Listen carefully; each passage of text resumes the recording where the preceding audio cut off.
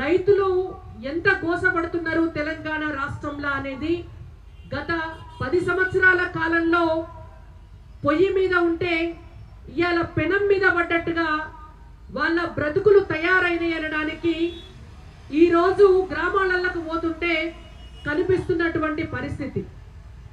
నేను ఒక రైతు బిడ్డగా మా బాబు ఈ రోజు వరకు కూడా వ్యవసాయమే చేస్తాడు.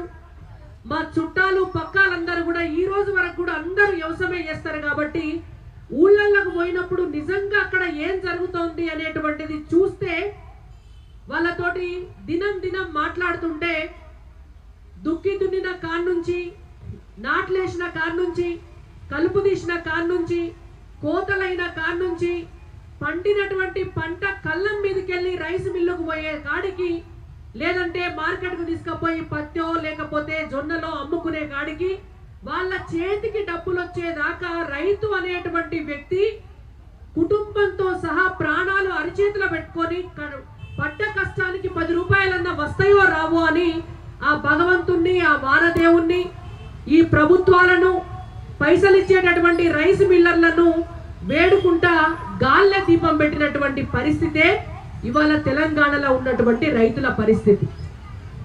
తెలంగాణ రాష్ట్రం వస్తే 1 కోటి రూపాయలు ఒక్క ఎకరంలో పండిస్తా అని చెప్పి ఫామ్ హౌస్ లో 1 కోటి రూపాయలు ఎకరానికి పండిస్తా అన్నటువంటి కేసీఆర్ గారు ఆనాడు 1 కోటి రూపాయలు కాదు కదా, రైతులకి ఏడాదికి 1 లక్ష రూపాయలు ఒక్క ఎకరంలో పండించుకునేటటువంటి ఒక వ్యవసాయ ప్రణాళిక కూడా తీసుకురాలేకపోయింది.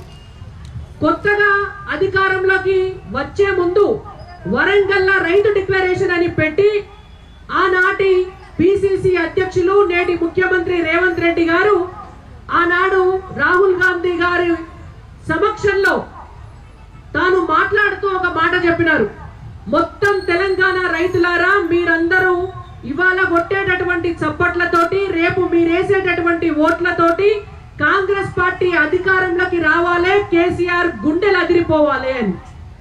ఇవాళ రైతులు అది నిజమని నమ్మి కాంగ్రెస్ పార్టీని అధికారంలోకి తీసుకొస్తే ఇవాళ కేసీఆర్ గారి గుండెలు ఎదరగొట్టడం కాదు, ఇవాళ రైతులను నిండా ముంచినటువంటి పార్టీ కాంగ్రెస్ పార్టీ.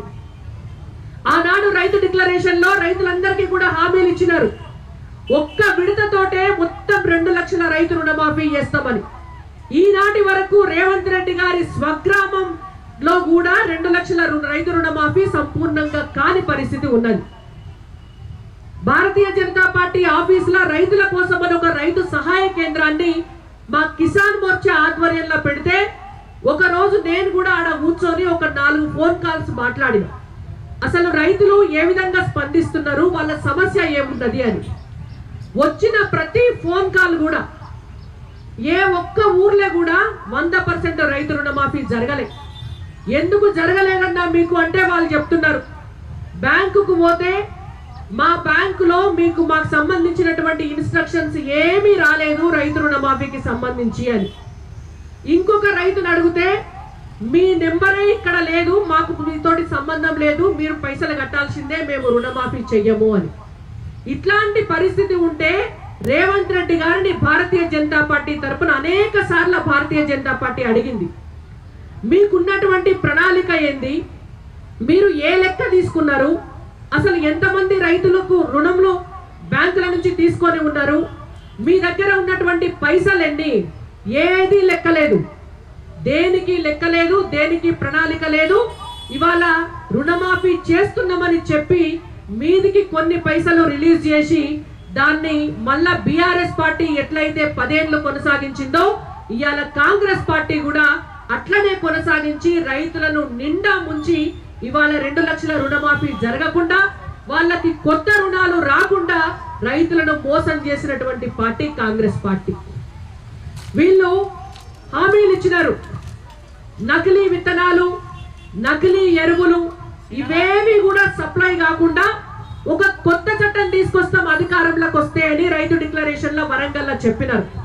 ఇవాళ రేవంత్ రెడ్డి గారిని మేము ఒక్కటే అడుగుతున్నాం, అయ్యా రేవంత్ రెడ్డి గారు, భారతీయ జనతా పార్టీ అధికారంలోకి వచ్చినాక, నరేంద్ర మోడీ గారు ప్రధానమంత్రి అయినాక ఒక్క రైతుకి 1 ఎకరం పంట పండించుకున్నానికి 18,000 రూపాయల సబ్సిడీ తోటి మేము ఎరువులు ఇస్తున్నాం. ఇవాళ రైతులకు యూరియా లైన్ల నిలబడాల్సినటువంటి అవసరం వాళ్ళకి రావడం కోసం మూతపడినటువంటి రామగుండం ఎరువుల ఫ్యాక్టరీని 6,000 కోట్ల రూపాయలతోటి తెరిపించినాం. ఇవాళ ఎరువులు వేసుకోవడానికి కూలీలకు కూడా డబ్బు ఖర్చు ఎక్కువైతుందని టెక్నాలజీ తీసుకొచ్చి ఇవాళ డ్రోన్ల సహకారంతో పంట పొలాలల్లా ఎరువులు వేసుకునేటటువంటి పరిస్థితి తీసుకొచ్చినాం. బస్తాలు బస్తాలు మోసుకపోలేక రవాణా ఖర్చులు పెట్టుకోలేక రైతులకు ఇబ్బంది అవుతుందని ఇవాళ 1 లీటర్ నానో యూరియాను కూడా తీసుకొచ్చేటటువంటి విధానాన్ని నరేంద్ర మోడీ గారి ప్రభుత్వం తీసుకొచ్చింది. మరి అలా మీరేం చేసినారు? నకిలీ విత్తనాలను నకిలీ ఎరువులను అరికట్టడం కోసం ఒక కొత్త చట్టం తీసుకొస్తా అని చెప్పినటువంటి రేవంత్ రెడ్డి గారు ఇవాళ అధికారంలోకి వచ్చి 9 నెలలు అయినా కూడా ఈ రోజు వరకు కూడా దాని గురించినటువంటి ఊసే లేదు. మరి మీరు ఇచ్చినటువంటి హామీలను తుంగలో తొక్కి ఎందుకు మోసం చేస్తున్నారు రైతులనని మేము అడుగుతున్నాం. ఇంకొక హామీ కూడా ఇచ్చినారు.